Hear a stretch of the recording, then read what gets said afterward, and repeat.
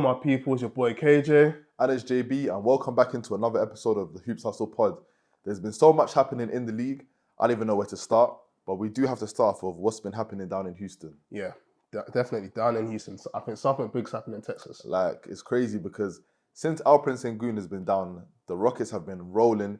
Jalen Green has ascended his game to another level. I feel like people have been waiting for him to take that next step. And we might be finally seeing it because right now he's averaging about 27 points a game. Which is so good. I feel like now that he's a couple years into the league, now he's got his feet wet, now he's getting adjusted to the whole lifestyle. Maybe it's even a Dre effect, but who knows? Maybe, man. I feel like having a baby on the way, there's no bigger motivator than getting your stuff together. But he's been balling out recently. The Rockets as well, man. Even Fred VanVleet's been playing well. And they moved Jabari Smith Jr. to the center position now. Okay. So it's like a 5-out kind of offense. Everyone's moving around, everyone can shoot, which obviously changes their play style. And that's all without the best player. Which is crazy. Would you say going into next season now, with the way Jalen Green's been playing, would you still say he's their best player, or would you? I feel like we're living in a guard league. Even though, yes, Jokic, we discussed last week, that he's dominating the whole league. I feel like it's still a guard-driven league. And I feel like as long as you've got the ball in your hands, I feel like you have the ability to be the star of the show. Yeah, 100%. Like, if you look across the whole league, whoever has the ball in their hands is the star of the show. Yeah.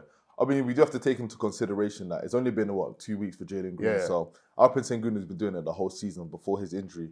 But we also have to give credit to Ime Udoka as well, man. Oh, yes. Probably one of the best coaches in the league.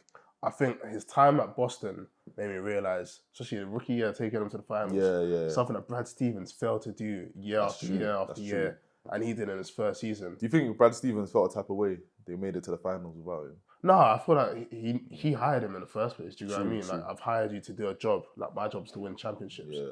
And him hiring Ime Udoka was to help take them to the next level. I think that he's probably the perfect coach because apparently, obviously, there's stories when he was with the Celtics, he wasn't afraid to go at Jason Tatum and Jaylen Brown and just tell them, like, you lot need to get me. There's a difference because, not to go into the Celtics too much, but I felt like if you look at Joe Mazzulla in his first season, was a bit arrogant, and it's like, you haven't really done much. But it's like, you got great players. He actually did really well last season. I think they could have done much better with that 3-1, being 3-1 down to Miami, and then somehow getting back up. But that's one of my favourite series I've watched. That series had everything. Boston, Miami always has something. Yeah. But yeah, going back to Houston, I feel like Ime Udoka there is the best motivator. Like, you even saw him going at LeBron earlier in the season. Yeah. And you need that. You need that kind of confidence as a player in your coach as well. A coach that's not afraid to tell you when you're not acting right, when you're not doing the right thing. So, yeah, man, definitely something big going down in Houston. And right now, they're only, I think it's like a game and a half back or... A game behind. In the loss column, game behind. They're like a game behind of the Warriors. So they potentially could sneak into the playing spot and potentially face the Lakers in a playing scenario. Do you know what else you can attribute all this success in Houston? I thought like the pickup of Fred VanVleet. And Dylan Brooks. Dylan Brooks as well. I thought like those two pickups means so much to that team. Because it was a young team. Veteran. Yeah, they needed some veterans. They needed some defenders as well on that team as well. Man, and also their rookie as well. Is that Amin Thompson?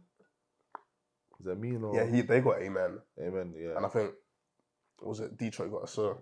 Yeah, so I think, yeah. And man, his athleticism, he's still like so raw in his game. Give him 3-4 more years.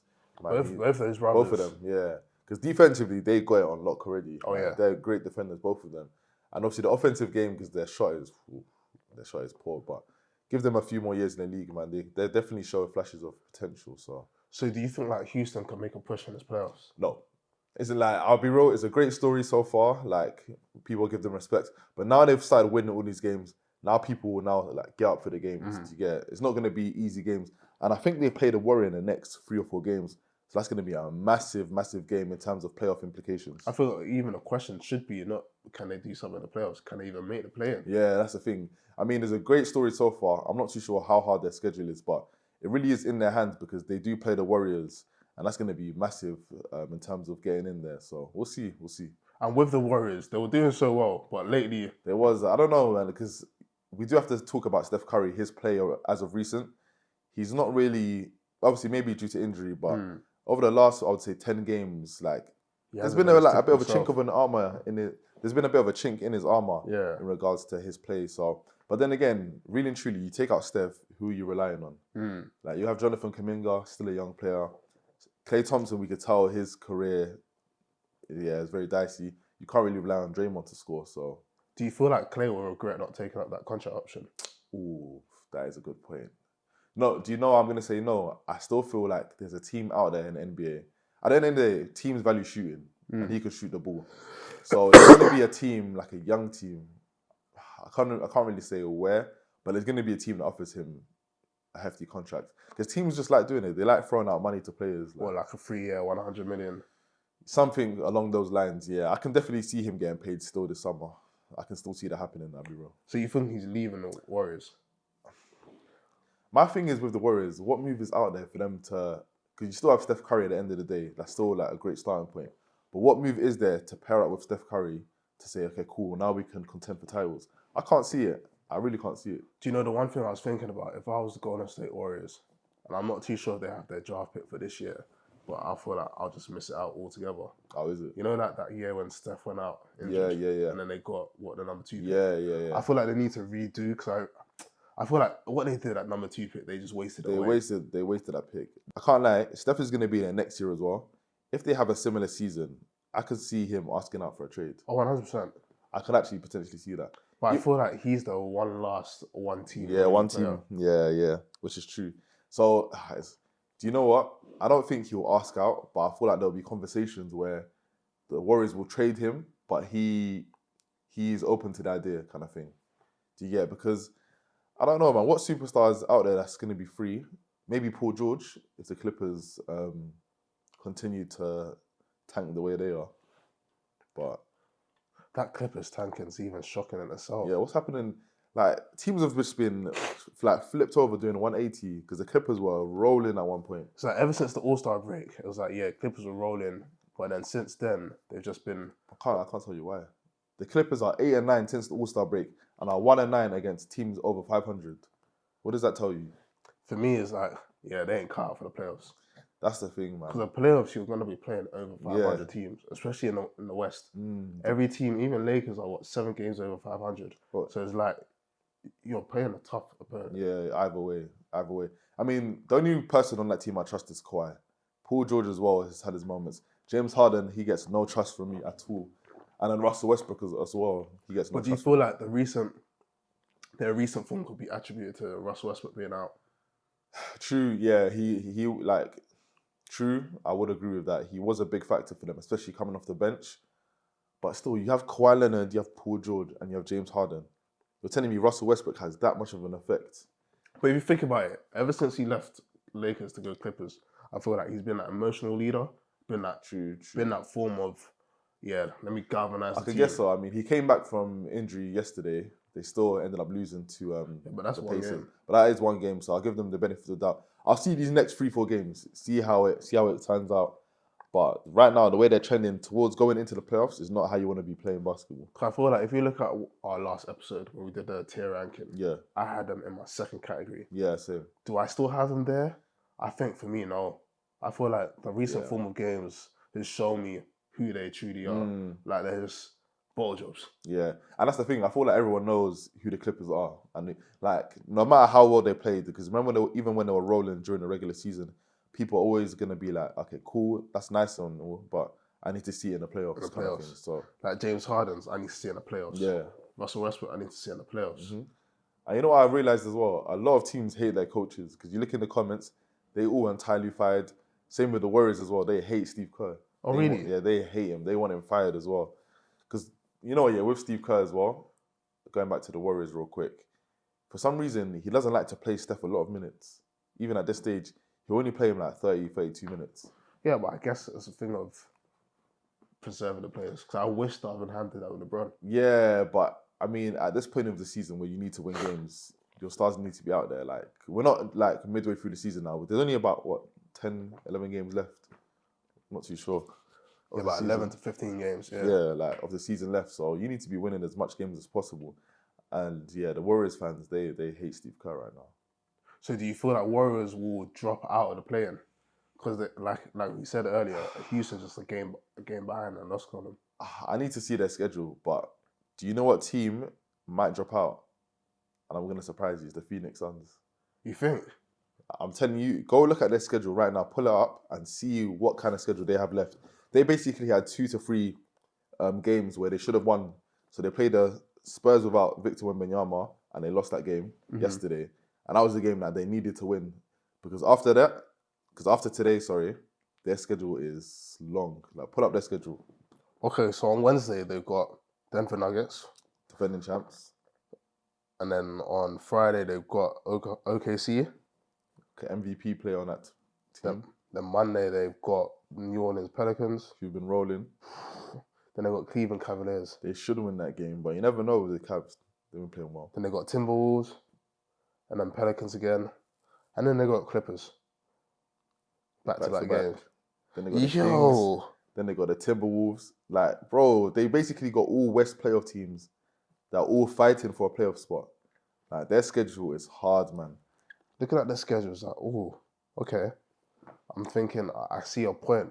But they're basically 4 games ahead of Golden State Warriors, who's in the 10th seed in the loss column. So do you really feel they can lose that many games? 4 games. In that stretch, I think they're going to go like 6-5, you know. I can see them losing more than 3 games. This gives me hope for my Lakers. That's what I'm saying. But then also, it just depends on if the teams below them are winning their games as well. So it is a tight one, man. The West playoffs is crazy right now. And speaking of another team as well that's in there, the New Orleans Pelicans. Yeah. They've been rolling as well. I think Zion's really showing his true form. Yeah. Zion, showing his Duke Zion as well. The thing is, because there's been flashes where when he's healthy, in shape, where he just dominates the league. Over the last, he's been in the league, 5 years now? 5 years in the league. Yeah, it's a max contract. Like, we all understand the talent is there. It's just his work ethic, his obviously health, and his weight. But I feel like since the play-in tournament, he's actually dropped a lot of pounds. Yeah, apparently he's dropped like 25. So that's good. And I feel like he's now listening to the critics. Yeah. He's like, okay, cool. Like, you know what? You people actually see value in me. And we actually start balling out. You know, man, because that loss to the Lakers in the play-in tournament was embarrassing. It was by 40. Like, yeah, it was embarrassing. He looked big as well. He looked overweight, sluggish. But when you see him now, alley-oops, dunking on people, getting rebounds, hustling, playing well. Even though Brandon Ingram because Brandon Ingram is now down as well with injury. So that's going to obviously maybe affect their record going forward. The thing is, they've got depth. They do. They've got players, at least 4 or 5 players that can average about 20 points. Yeah. Even with Trey Murphy? Trey Murphy as well. He's been shooting lights out as well. So. And I think in the last couple of games, he's been averaging about 20 points. Yeah. I think for this month, in the month of March, he was shooting 44% from 3. Last month was like 47% from 3. Like, he's a dead eye from 3 right now. And I think this is what so many people have been saying about Zion. Like, look at the team around you. Like, you actually got players that can make an impact. You got CJ McCollum. Yeah. You got BI. Yeah. You got what? Did they still have Jonas Valanciunas? Yeah, still there. You got Jonas. And it's just like, nah, this is your team, Zion. Yeah. Like, let me just get in shape. I can be the point forward. Like, the team runs through me. For some reason, they have the Clippers number. Like, the Clippers do not want to see the Pelicans in the first round. I would say the Lakers, they will take that matchup, to be honest. I feel like the Lakers could take anyone but Nuggets. Nuggets, yeah, it's true. But teams like Clippers, they don't want to see them. The Warriors don't want to see the Pelicans. Like, a lot of teams, they're a big team, they're a long team. They got Herb Jones as well on the defensive side. So the West, I honestly couldn't tell you who is going to come out of the West in terms of. I know who's going to come out of the West, the Denver Nuggets, but let's say who's going to meet the Denver Nuggets in the Western Conference Finals. Because it could be anyone. It could be Dallas. Really, it could be. It could be Lakers. I completely forgot about Dallas as well. Like, Dallas been born a little bit here and there. It could be Lakers. It could be Clippers. You never know. And Kyrie and Luka are in the playoffs as well. That's a dangerous. Kyrie's been dunking it a lot lately. Yeah, I don't know where that's been coming from. Kyrie, that wizard. You know what? Sometimes we forget how athletic NBA players really are. Like, we actually forget. Like, Kyrie is about 6'2"? 6'2". Like, he's actually athletic as well, but yeah, again, he doesn't really need to show it. But he's only mesmerised us with all those handles. Yeah, exactly. Like, you just forget these guys are athletes. And I remember I saw Steph Curry. I don't know if it was between his legs, or like a windmill. But it's just like you don't realize it. But these guys are athletes, man. Top 1% for a reason. So going back to the Pelicans, how far do you feel like they can go in this playoffs? Like, even though we both got Denver Nuggets being probably the creme of the creme, Where do you see Pelicans going? I think their ceiling is probably, I believe, again, it just depends on who you get matched up against, but I believe they could actually potentially make a Western Conference Finals. Like, I could see that happening. I would say they can get out the first round, definitely. Second round is obviously dependent on who they get matched up against, but definitely I could potentially see them in the Western Conference. I really feel like the Western Conference is just all about matchups. Literally. So I feel like if anyone can avoid Denver, then you can go far. I would prefer it if the Lakers faced the Nuggets in round 1. Oh, why? Because then you have LeBron and AD at probably their most healthiest in terms of the playoffs. You don't want to have to face them when you've gone through 1, 2, 3 series or 2 series already. When you're tired, imagine you go to 7 games twice, 2 series in a row, and then you got to play Denver Nuggets. Like, you want them at their peak, even though you're never gonna really be 100% in the playoffs. But I feel like Denver's clicking on all cylinders. They are there, man. Like, that team is just different, bro. I thought it must be that text message that Jokic sent. Because ever since he sent that, like, they've just been balling. Like, they've been clicking on all cylinders. Like, even Michael Porter Jr. averaging like 20 plus 20. With the Nuggets as well, it's just the Lakers, like last season in the playoffs, the Lakers were in every game. But when it gets to those last 2 minutes of the game, they're just so efficient in terms of the way they run the offense. But let's move on to the East. We've talked about the West a lot. Let's move on to the Eastern Conference. So we all know right now the Boston Celtics are probably the favourites in terms of getting out of the Eastern Conference. But I do see some chinks in their armour where I just don't trust them sometimes. We talk about how the Nuggets are so efficient in the fourth quarter on offense. When the Celtics get into that stage of last 5 minutes of the game, tie game, they're beatable. Like, they're very beatable. I feel like we've got to be realistic though. The last 10 games, they've 9-1. No, they are winning games, so I do have to give them that. Like, yeah, I get they're in the East. Yeah. The East is the least in conference. Yeah. But you have to be realistic with them. It's like they're beating what's in front of them. It's not even a case where I think they're suspects because they're beating lesser teams.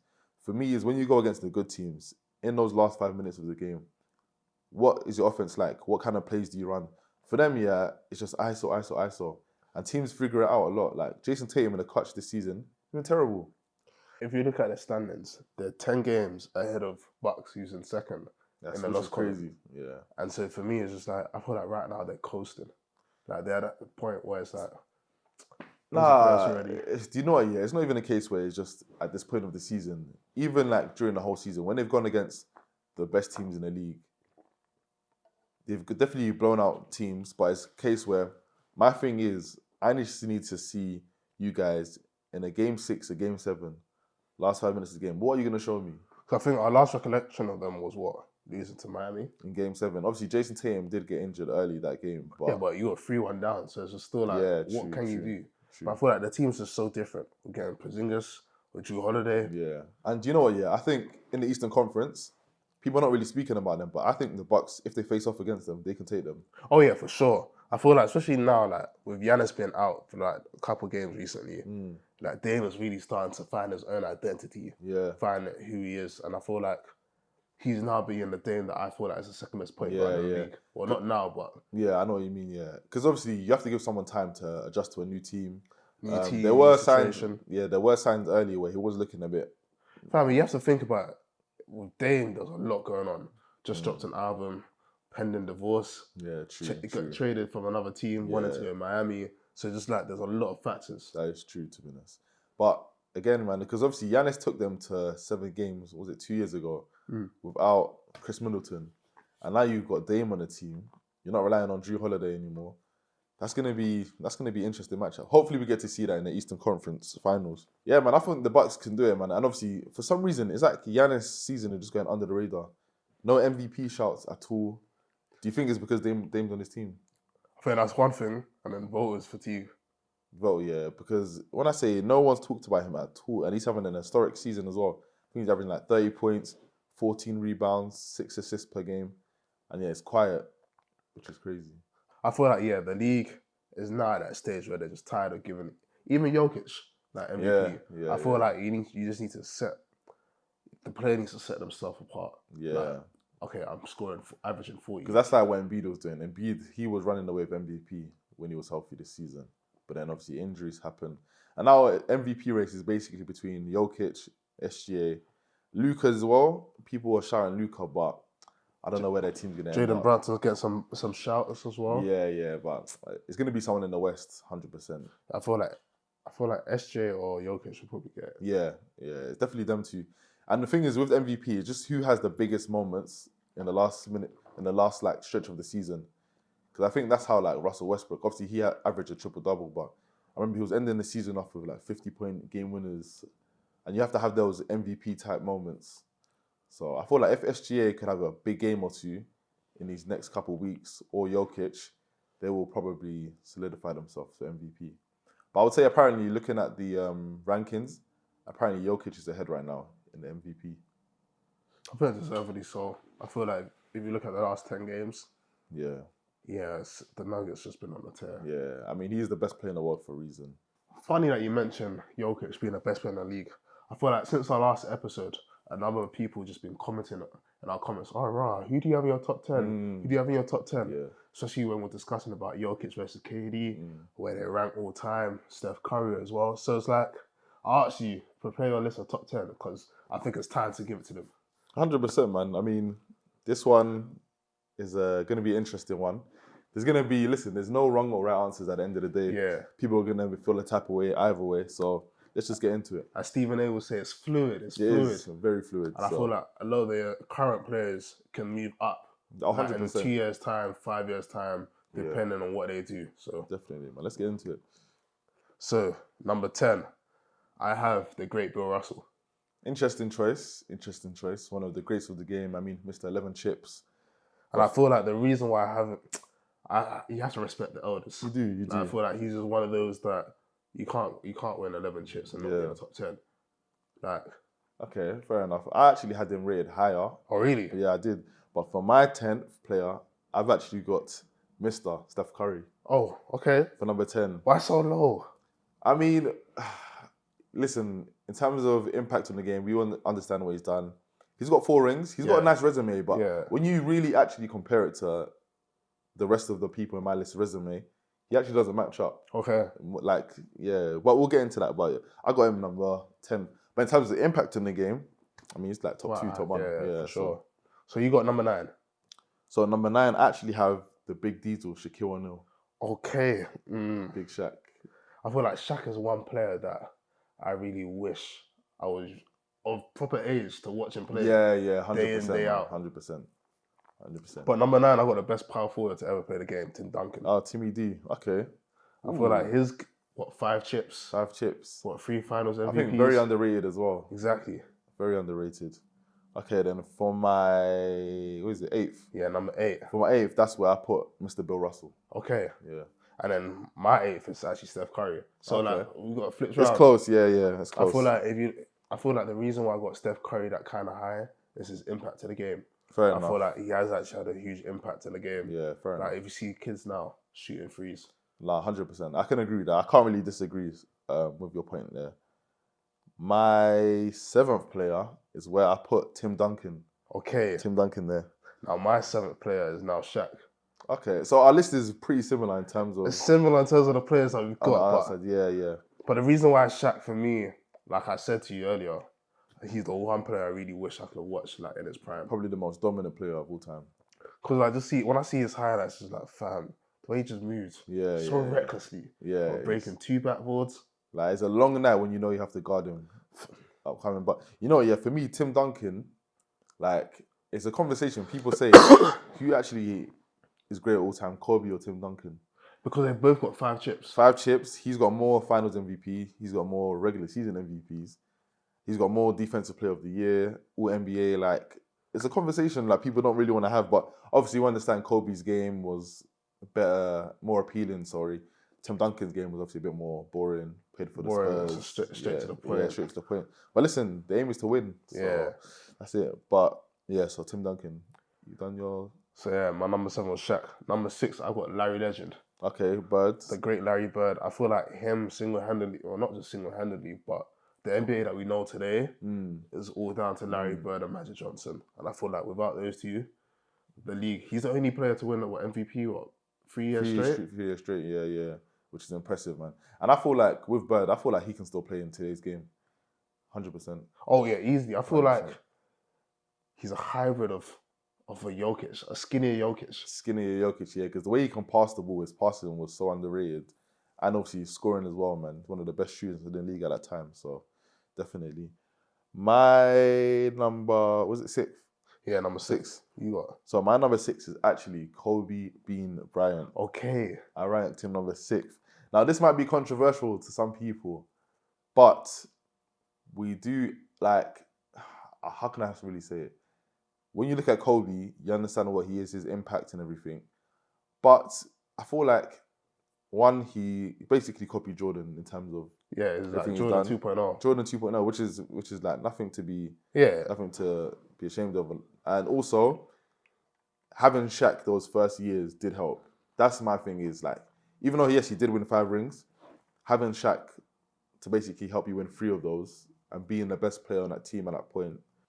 So why do you have Kobe ranked higher than Shaq if you feel like Shaq is the reason for 3 of his tips? That's a good question, and I haven't actually thought about that. I feel like because I think Kobe was a more polarizing figure in terms of NBA history. Like, you think of the greats, you just automatically think of LeBron, Kobe, Kobe, MJ. I guess so. So it's a good conversation. I feel like for me, because I definitely had Kobe higher than Shaq, but I feel like he loved the game more. Yeah. I feel like Shaq, if Shaq took the game serious, he could easily be top 3. People even might say, he's the greatest of all time. That's what a lot of people say, man. Right. But yeah, it's an interesting conversation. Who do you have ranked? So for number 5, that's why I had Kobe. Okay. So our list is actually quite similar, to be honest. So you got number 5? At number 5, I put Larry Bird. Number 5, so literally another flip around. Yeah. So why Larry Bird at high? Larry Bird, man, like 3 chips, 3 Finals MVPs. Okay. 3 MVPs. One of the greatest players of all time. I think, in my opinion, he was a greater player than Kobe because it's like he was the bus driver. Okay. Do you get what I'm saying? It's like he was the engine. He was like the greatest player in that era. Kind of thing. Obviously with Magic as well. Whereas if I have him, even though Kobe won more chips, I would say in terms of impact as well, Larry Legend had a bigger. You just have to remember the teams that Larry Legend had to play in his era. Like, you had Lakers, the Magic Johnson Lakers. Yeah, Pistons. He also had Pistons. MJ as well. He had tough teams in his era. Yeah. So who do you have for number 4? So for number 4, you put what's his name, Larry Bird as number 5. I put Magic Johnson as number 4. I feel like those two go hand in hand. Yeah. I feel like them two have the 80s on lock, even with Isaiah Thomas in between. But I feel like if you look at what Magic Johnson did, that Showtime Lakers was definitely a thing to behold. Yeah, easily. Yeah. Which is funny because I also have Magic at number 4 as well. So that's our number 1 thing that we got together. Yeah. I mean, come on, man. 5 championships. Was it 3 MVPs? Yeah, 3 regular season MVPs. Yeah, I got it here actually. Nice, calm. So I mean, come on, man. 5 championships, 3 regular season MVPs, and 3 finals MVPs as well. One of the greatest players of all time, in my opinion, and one of the greatest players of all time. I mean, come on. And what he done in the 80s in terms of basically saving the NBA with obviously Larry Bird. Oh, for sure. In terms of impact as well, it has to be Magic for me. And he's one of a few players that's won Olympic gold, NCAA championship, and NBA championship. Yeah, like he's just a winner throughout, to be honest. So, yeah, Magic Johnson for me. My third player on the list is a player that, for some reason, he's never really talked about in the GOAT conversation, and that is Kareem Abdul-Jabbar. See, that's another one we've got to say. Oh, you put him as well. Kareem. Yeah, I feel like you said, never talked about. I feel like he's another winner within. One at the Bucks, one at Lakers, one at UCLA, one in high school. Like, he just won. I feel like if you look at basketball resume, he has the best ever. I mean, 6 NBA championships, 6 MVPs in a regular season. I mean, what more does this guy have to do to be talked about as the greatest of all time? I've got this 19-time All-Star, 10-time All-NBA first team, 5-time All-NBA second team, 5-time All-Defensive team, 6-time All-Defensive second team, Rookie of the Year, Rookie First Team. Just tick. And he was the scoring leader of all points. Like, come on, man. I mean, that's just an unbelievable resume. So Kareem is definitely my number 3. So the last 2, I feel like we understand the 2 players who is going to be. But where in the list are they? Is the question. That's a big question. So for me, you know what team I'm on. So your number 2, who is your number 2? I think my number 2, the greatest player of all time, is Michael Jordan. Okay. Michael Jordan's number 2 for me. I feel like his resume is undeniable. And I feel like number 1 and number 2, there's no gaps. Yeah. I feel like it's very, very close. It is. And I feel like a lot of people's argument for MJ being a GOAT is the whole 6-0. And I feel like if that's your argument, I feel like it's flawed. Because if we want to go 6-0, Robert Horry's got 7, Bill Russell's got 11. So if we're doing numbers, let's keep it a buck here. Okay, fair enough. My number 2, I'm going to go against you, is LeBron James. Because I obviously feel like LeBron is basically 1B to 1A. Okay. Michael Jordan. They're literally like that to me. Like, there's just no gap. Well, there is a gap, but it's like the slightest of gaps. Okay, cool. So my question is, what do you feel like LeBron could do to overturn that? And I'll tell you when I felt like LeBron surpassed MJ. Do you want me to be honest? Right. I honestly believe his legacy is set. I don't think he can really do. Okay. Unless he done a madness like 1 3 back-to-back, or...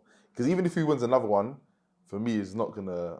That's not 5. Really gonna do. That's 5, yeah, but it's taken you 21 years to do that. Yeah, well, deep at half your career, you've been in the finals. Yeah, which is nice, but you also want to win. The main point is about winning. But I feel like, okay, cool. So this goes to my another... This conversation is going to be so open. I feel like if you think about it, the reason why I have LeBron number 1 is because I feel like you can't go 10 finals and not be classed as one of the best. Like, yeah, cool, I guess you can even say the same for Jerry West being to all these finals and losing. But my thing is, if you look at the competition that LeBron faced versus the competition that Jordan faced, it doesn't equate. Yeah, but when people say that, talking about the competition, the reason why my thing is the reason why Jordan is the GOAT for me is because you talk about the competition LeBron faced, and the teams he had to go up against. Michael Jordan was that. He was the guy that no one wanted to face because he just encapsulated what it meant to be just, what's the word? But like basically being that team that everyone knows if you go up against them is raps. He was that guy. So my argument to you on that one is like, cool. If KD didn't go to Golden State, do you feel like LeBron would have won more chips? Oh, probably, 100%. But when you talk about, like, let's really talk about this Golden State versus Cavs series, because... Golden State versus LeBron. Okay, Golden State, if you want to say Golden State versus LeBron. You have to forget, yeah, you have got Steph Curry in the team, but Kyrie was there averaging 27 a game. Okay. You got Draymond Green, you got Klay Thompson, okay, good shooter. You have J.R. Smith. There's obviously levels. Klay Thompson, much better shooter. You also have Kevin Love. Like, the team, it wasn't like there was a massive talent gap. Obviously, I understand KD basically flipped that on his head 100%. Mm-hmm. But if you are so the GOAT, the greatest player of all time, you're telling me you can't muster up a performance where you can overcome that?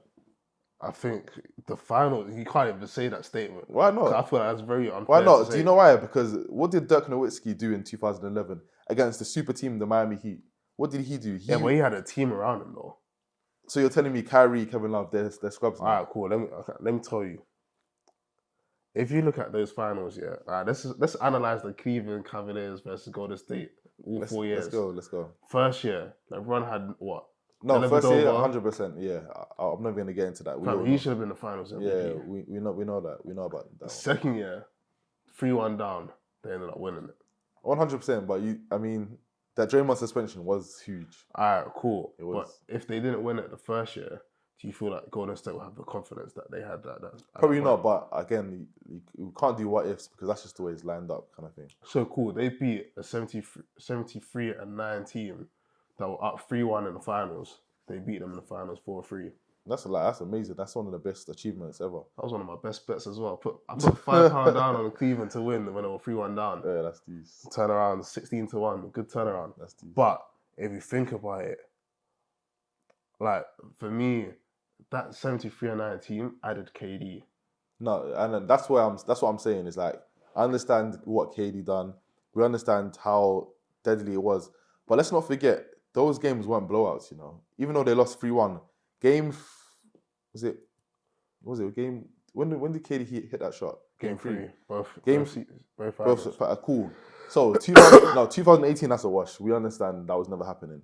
But 2017, the ball is in LeBron's hands. There's about 30 seconds left. You are the GOAT. Why are you giving a ball to Kyle Korver? It's an NBA Finals. I don't want Kyle Korver taking a shot. Yeah, but I don't care if he's the greatest. Basketball's a team sport. No, but the thing is with basketball is probably, in terms of like football, like other team sports, basketball is the only sport where you can have the most impact because you have the ball in your hands. In terms of NBA, so 5 players. Bro, you are LeBron James. If someone called you say the GOAT, I don't want anyone else touching that ball. No one else touching that ball. But you're giving it to Kyle Korver. Because the thing is, Kyle Korver is the open man in that corner. I don't want to hear about open man. LeBron has collapsed 3 defenders on him. 2 or 3 defenders. Alright, cool. What am I going to do? That's the thing. That's the thing. It's not about being selfish. I feel like people, and a lot of fans do this, they love selfishness. That's basically it. Because MJ is selfish. With no left hand. But he was selfish. But he was selfish because... But then he would... No, sorry. Let me say it again. He was selfish, but then everyone knew if the ball is in his hands, the other team were like, I don't want to swear, but like, oh, we don't want this. We do not want the ball in his hands. But when the ball's in LeBron's hands, you have that ease where you don't think he's going to come through. No, because LeBron, the thing is, he likes to keep the defenders thinking. Like, listen, all of that thinking, all of that stuff about teammates, it's all well and good. Yeah, but you can't say that when you have Paxson. When you have Steve Kerr. That's what I'm saying. But that's they fortunately made a shot. No, they made a shot because it was a hard double team. They're open. No one's coming to LeBron. It's just him and KD, one-on-one, mano-y-mano. What can you do for He's giving it to the open man. I don't care about no Kyle Korver. Even at 40 years old, he will take any player to the hole. We saw that with Dylan Brooks last year in the playoffs. Yeah, but bro, we're not talking about no first, second round. We're talking about NBA Finals, bro. Yeah. We are talking about the biggest moment in the league right now. We're talking about the 2 best players going up against each other. And the second finals was without Kyrie, because at that point he wanted to leave. He had left anyway. No, bro, Kyrie averaged 27 in that series. People forget what Kyrie does, you know. But in the second finals at Cleveland. What, the 2017? Because the first one, I mean... Kyrie was there. So Kyrie was there for the first one where they lost without KD. Then he was there for the second one. Then he was there for the... No, it was only done 2. He only played in 2 finals. 2 finals, got injured for 1. No, so he played in 3, got injured for 1, won the 2016 one, then played in the 2017 one. And lost that one. And then the next year he wasn't there. He wasn't there. So that's what I'm trying to say. Like, so even LeBron was even 1 player down. No, okay, 2018, bro, we're throwing out the window. Okay. We know that was a wash. But I'm talking about 2017. People like to act like the series was like, it was over. Bro, they were in those games. And I'm sorry, but if you are the greatest player of all time, you have to come through at some point. You have to come through.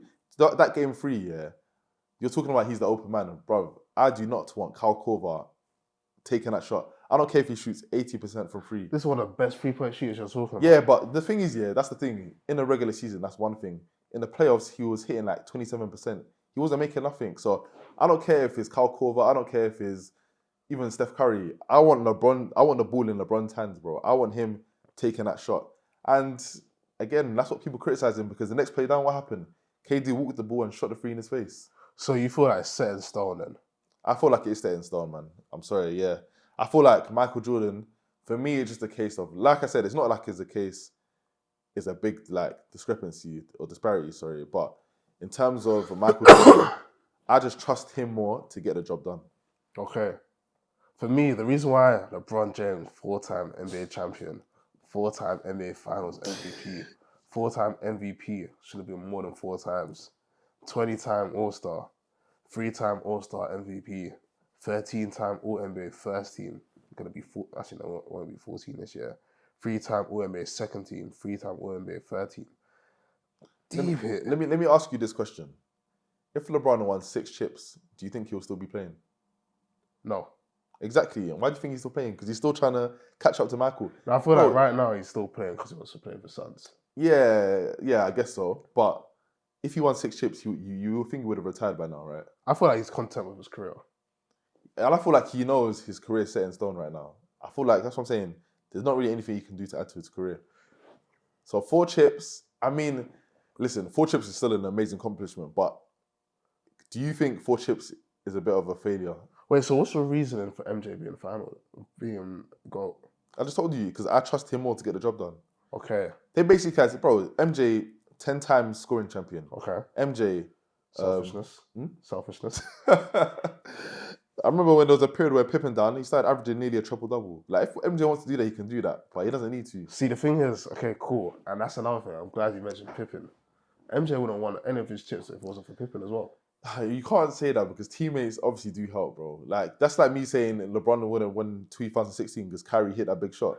Agreed. Like I'm saying, another big shot. Another big shot that Kyrie LeBron didn't want to take. You're making my point that teammates do help. Yeah, they do. Because I feel like every time in the finals he's been favourite probably about 4 of them. Who, LeBron? Yeah, like betting favourites. Like he's always been an underdog in most of these finals. Okay, no, but okay. So let's work our way backwards. Okay, let's go. So so the recent one against Miami, they were favourites. Cool, they won that one. Yeah. Then Golden State. 2018. Okay, yeah, that's a wash. Yeah, that's a wash. That's the JRs. Yeah. Then you have the next one. 2017. Like I said, underdog. He should have made that more competitive. KD for me is the cheat code. I'm sorry. Then the next one, when they beat Cleveland, they were also underdogs. 3-1 down. They won. They won that. And that's when Draymond Green suspension. But that's when Kyrie hitting a big shot. But yeah, I feel like that's when the playing field was even. Then the next one down, cool. They lost that one, but that's no Kevin Love. Yeah, that's no fine. Kyrie. Yeah, we understand that one. You had Matthew Dellavedova. Yeah, no, we understand that one. That's fine. And my man was averaging close to 40 at finals. Yeah, I mean he was basically taking every shot. I mean, yeah. Oh, so cool. Say no more.